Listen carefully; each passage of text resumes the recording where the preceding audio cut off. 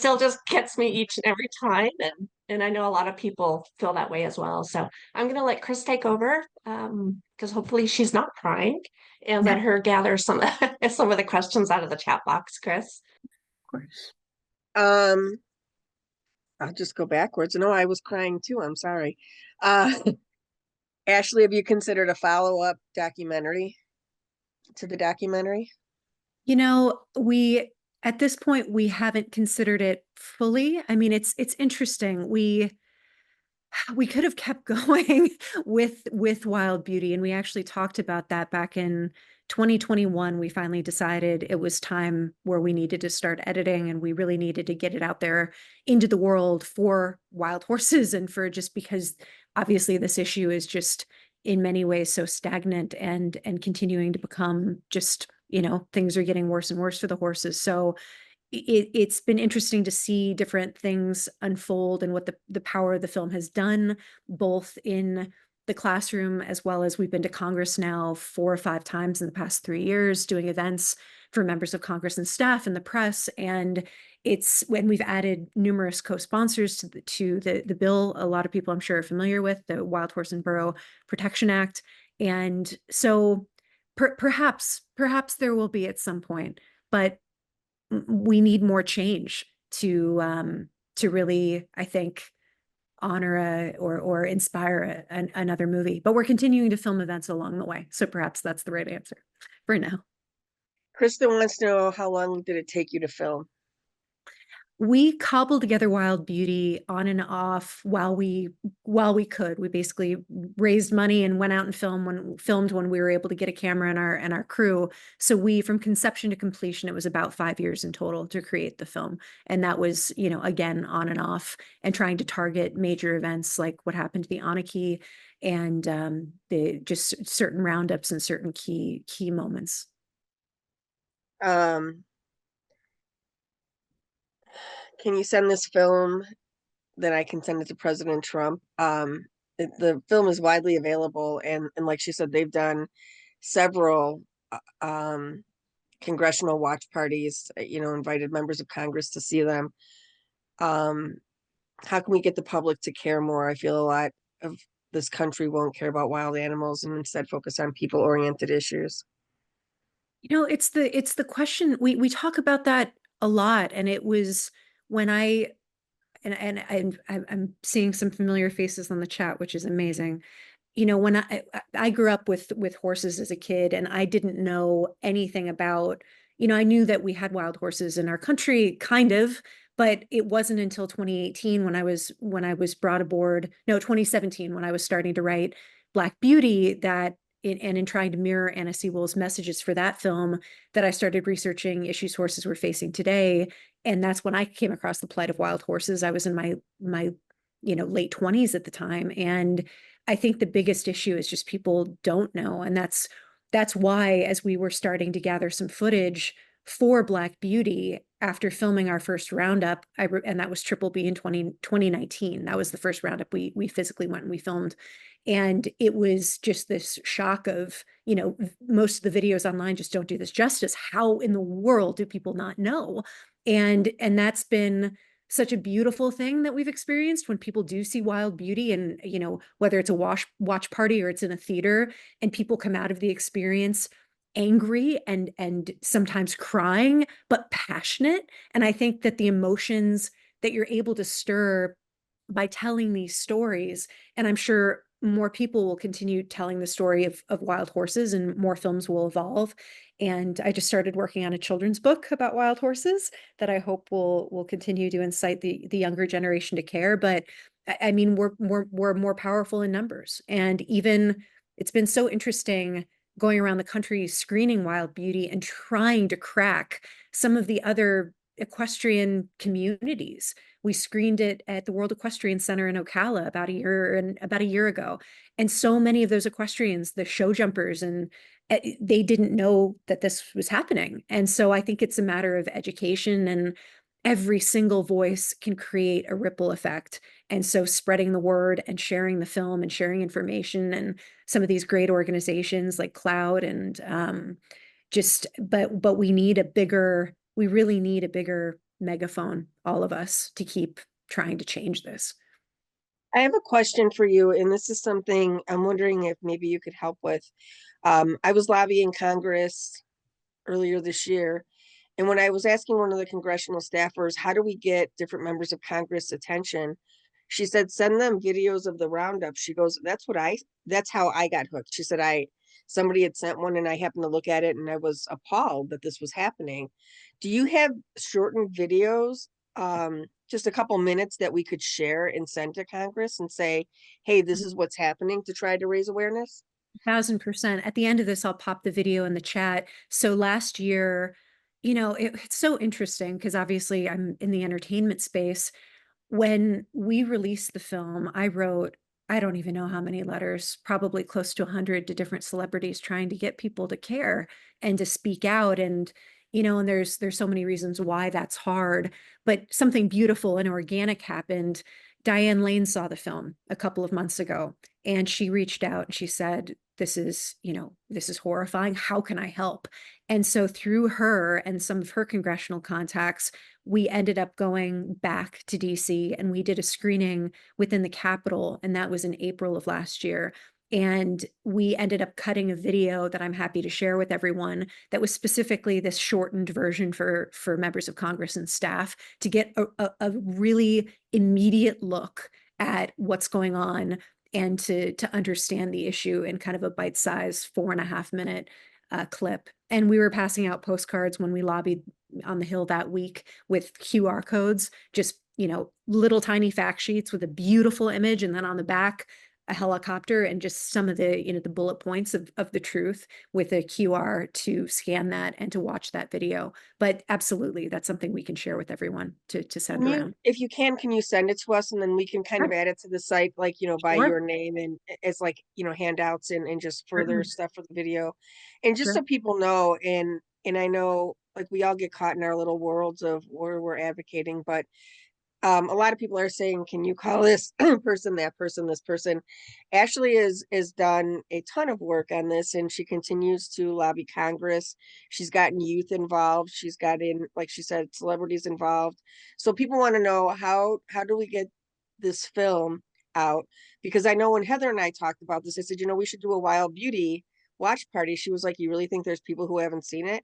And as we started watching people signing up, I was like, obviously there are a lot of people who haven't seen it. So how can people find the movie? If they want to get it shown in a local theater, how can they do those things? Um, I look at it like you gave us a great advocacy tool. And now, like you said, it's going to take all of us. Ashley can't do it all, right? We all have our own lives and our own jobs and our own everything else that we're doing. But she gave us a great tool and we need to use this and move forward. So can you tell people just quickly how they can find the movie if they want to do some kind of local screenings in their areas? Of course. Yeah, no, and thank you, Chris. That's exactly from pretty much day one. That's what our little team kept calling the film and the project. Just this is meant to be a tool and it's meant to be something that once it's out there, everyone can use to try to garner attention. So the film is pretty much everywhere at this point on Amazon, on Tubi, on all sorts of streaming platforms. So it's widely available. I mean, the power of social media can't be denied for sure. Putting the trailer out there. If you Google Wild Beauty Tonic, that's the most updated version of the trailer, and I'll pop that in the chat as well. Do that right now. And I would say if you have any contacts with the media, any contacts with press, if you tag your local news anchors or local journalists, if you tag certain celebrities, I think we have to continue spreading the ripple effect. And if anybody does want to do a screening in a local theater or for a classroom, we can certainly provide the movie and a file at no cost to do that. Because again, it's a tool. That's what it's meant for. So if anyone does want to do a screening, some kind of in-person screening, let us know, and you can contact us through the Wild Beauty Foundation or contact@wildbeautyfoundation.org. Does anyone else have any other questions? I know there's a ton of comments and What do you think you would have happened if you would have had 50 to 100 people with you at the roundups, simply walk around the pens? What could the BLM people have done? The few people that were there to keep you from filming could never have been able to keep that many people away. Did they ever threaten you? To me, it seemed like they were simply stalling and just hoping that you would not attempt to get close. Well, my husband and producing partner was not with me during the roundup of Anarchy because he was on another project, and that I really towed the line. I think that conversation with Gus War, and I don't know if anybody on here was actually at Anarchy, but we had more of an advocate presence during that, obviously because of the profile of those horses, but that conversation with Gus was close to an hour and a half. And it ended up being a conversation with Lisa Reed and then Gus, then with the law enforcement that was there. And there was a joke going around. I mean, it was a dark one, obviously, but at Anarchy, there were so many law enforcement. The kind of joke was, if something goes wrong in town, there's going to be nobody to defend anybody. You've got everybody here for this roundup with a handful of advocates. And so the conversation with law enforcement, I remember grilling one of the officers saying, aren't you here to protect our rights too? And the answer basically was, we're here on behalf of, upholding the operation and the BLM and the agency. And I found that so just, I mean, it puts such a horrible taste in your mouth, that because I also went down the line of questioning of, if I walk over to the corrals, which they were clearly blocking as they do with trailers and with, the horses the wranglers ride, they do everything they can to block the visibility. And at that point during that conversation, obviously we couldn't see anything behind the mountain. And I was told that if I attempted to approach, that I would be removed. And that alluded to, from my perspective, potentially arrest.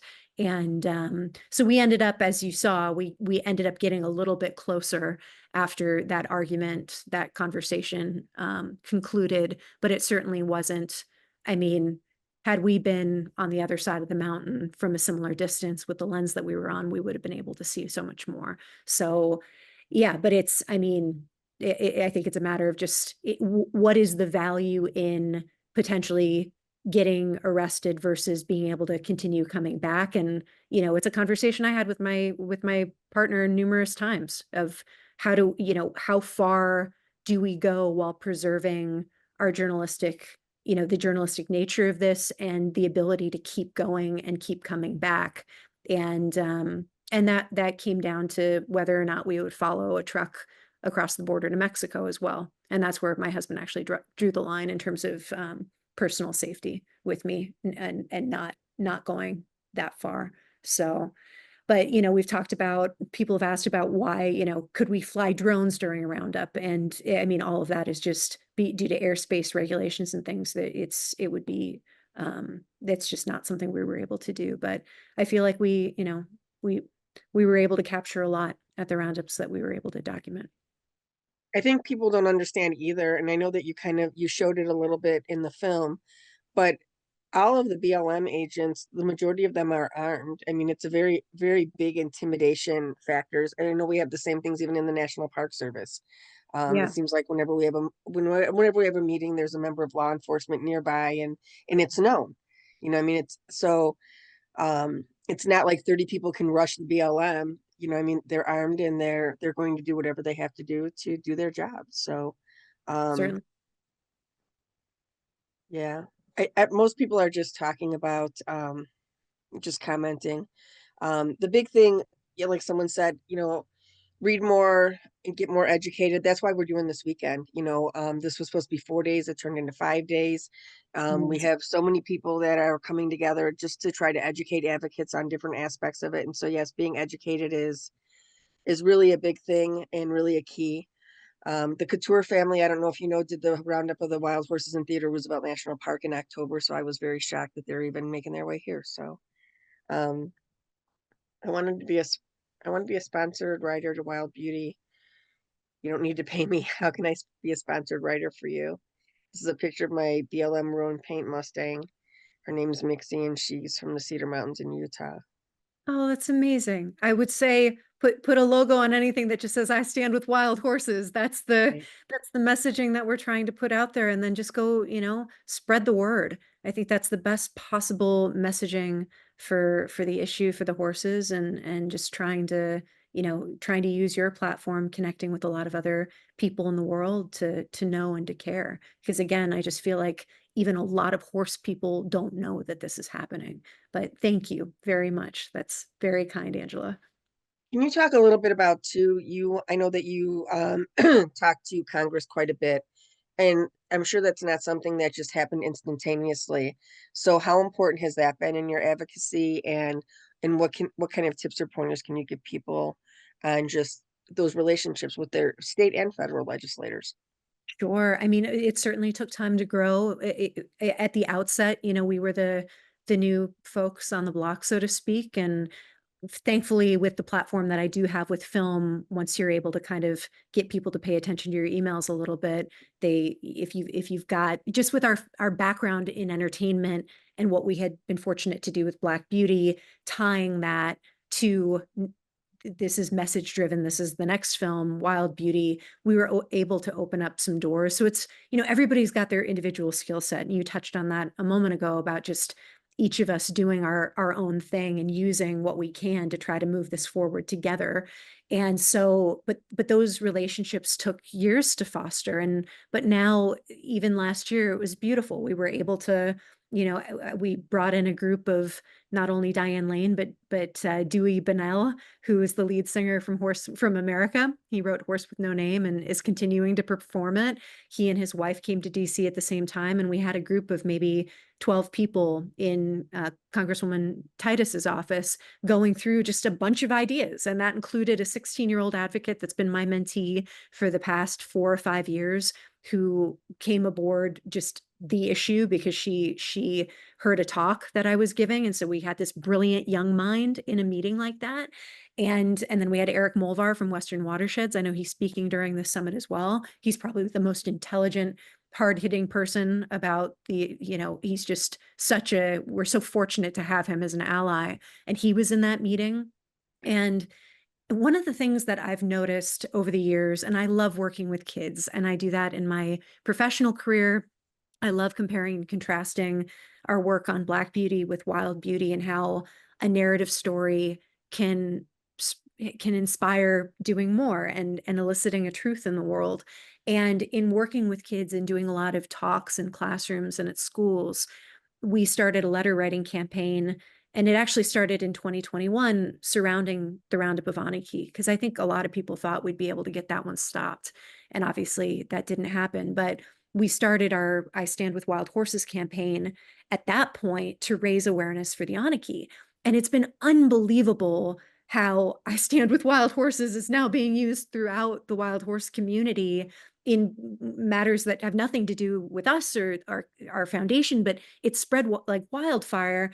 But that was originally tied to a letter writing campaign, which we then started spreading to say, these young voices, and it was all of this is obviously inspired by Wild Horse Annie and what she did with kids, but trying to get young voices to speak up and write those letters, write those postcards, and hand write them. I mean, we all get a million emails a day, and I think there's such a power in a handwritten letter from a child where it's not the adult. You're seeing the kids speak, and and the sincerity that comes through with some of these kids.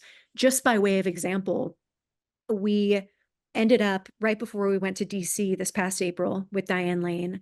The day before we flew, I was doing this really beautiful little event in Topanga where we were introducing a handful of foster youth, at-risk foster youth, to wild horses through a friend of mine that's got wild horses near our old home.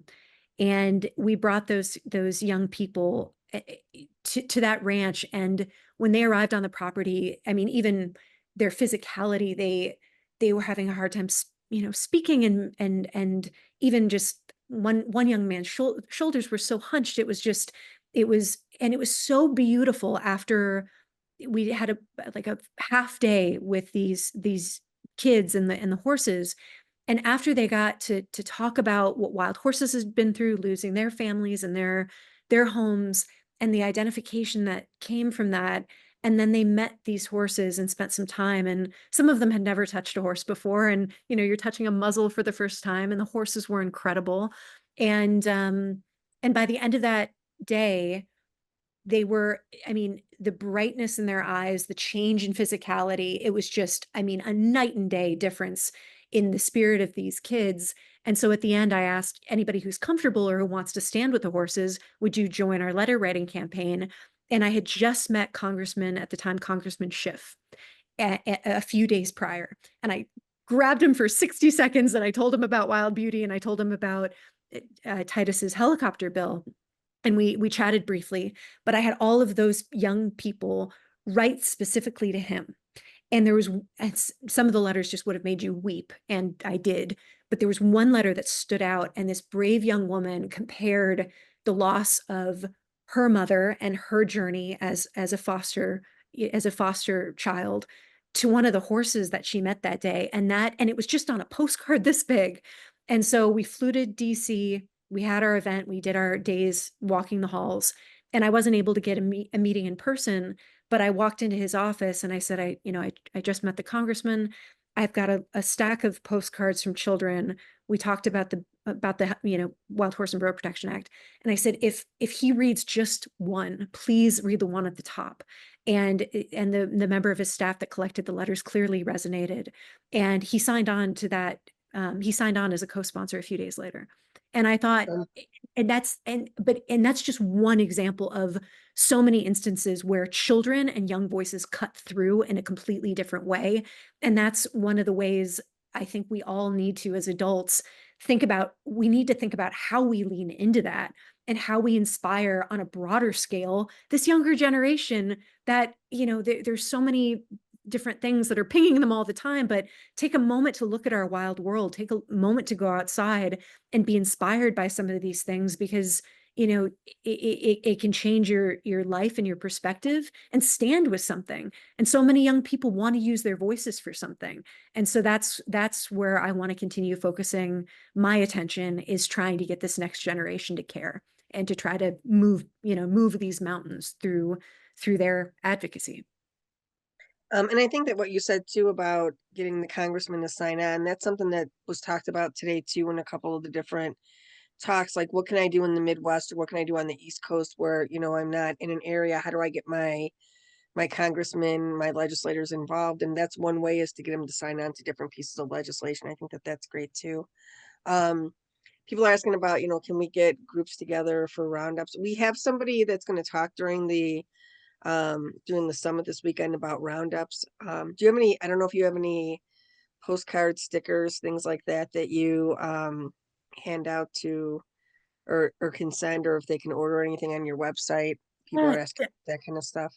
Certainly. What is best, Chris? Should I just send you a couple of links that you can Yeah, if share? you do that, yep, and then we'll share them on our sites. Yep, I think that that'd be Yeah. best. Cool. I've designed these using images from the documentary. We've got I Stand with Wild Horses postcards that you can download and then just send the files to, Kinko's, and you can print a whole bunch for not a lot and then send those in. That would be great. Okay, they can even email the postcards to their congressman, so that's another thing too. Certainly, definitely. Yeah, we actually built a microsite called it's istandwithwildhorses.org, and it's got just in a couple of minutes you plug in your zip code and it immediately propagates your representatives, and you can send an automated letter, and that actually gets to them through the software that we use. But so absolutely send those letters too. But if you've got young people in your lives, I would strongly encourage, even if it's not, one of our postcards, I'm seeing the chat, download them from Wild Horse Educate, make your own. I think Right. that the handwritten nature of it is what is so striking and so powerful. And I'm pretty sure it was Negoose's office, Congressman Neguse, where a year or two ago when we were back, it was his office where we went in, and they said that and obviously he's been supportive of wild horses, but his staff was saying that they log them and they're very moved by them when they get those physical letters. So I think that those are working. We just need a lot more. Right. Are you going to bring the Black Beauty onto DVD?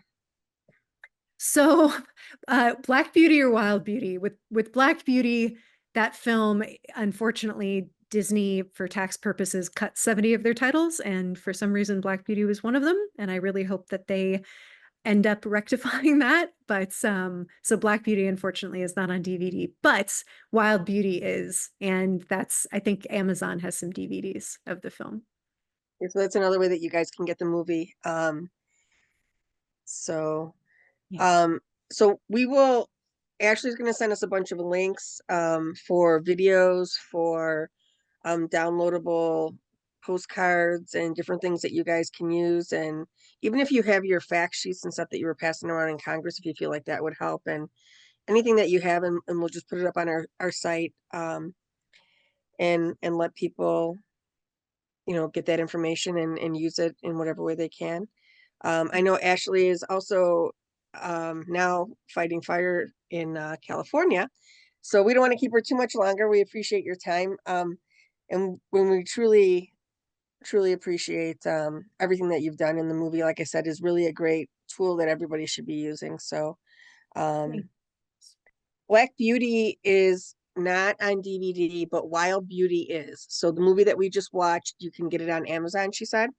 Um, and you can stream it on a lot of different places. So if you just search Watch Wild Beauty Mustang Spirit of the West, you'll find that. So Definitely. Absolutely. And get creative. We've gotten so many beautiful ideas from different people. A friend also in Topanga last year, for her Topanga Day, they ended up doing a float and decorated it with I Stand with Wild Horses, and they had a little stand where they got people to write letters. I mean, like I said earlier, we've all got our different skill sets and our different ways to get the world to pay attention, whether it's through, if you're a strong writer or a journalist, formulating an op-ed, trying to reach out to local press contacts, trying to tag celebrities. I mean, just any way that you feel like, your particular voice can help this. We have to, we need more teamwork in the wild horse space. And I'm very grateful for everyone that's been so supportive and has helped spread the word. And hopefully we can, continue to make change and real change for the horses. I think that those were some resounding themes throughout the day for all the speakers. It was collaboration, speaking up, relationships with legislators. So thank you for tying all that into, because it's really what we've been talking about all day. So thank you again, Ashley. We really appreciate you being here today, and the beautiful movie that you put together, and for giving us something that we can use to advocate with. And we look forward to the links that you're going to send, and we will share that on our websites too. So and probably send it out even as and after the summit kind of information, so that we make sure that everybody has it. So thank you again. And thank you, everybody. We hope you enjoyed the day, and hopefully we see you guys tomorrow.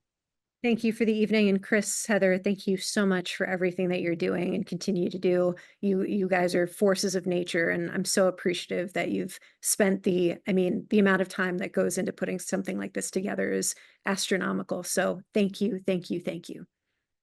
Thank you. We appreciate you. All right. Every, Good night, everyone. good night. See you guys tomorrow. Bye. Bye.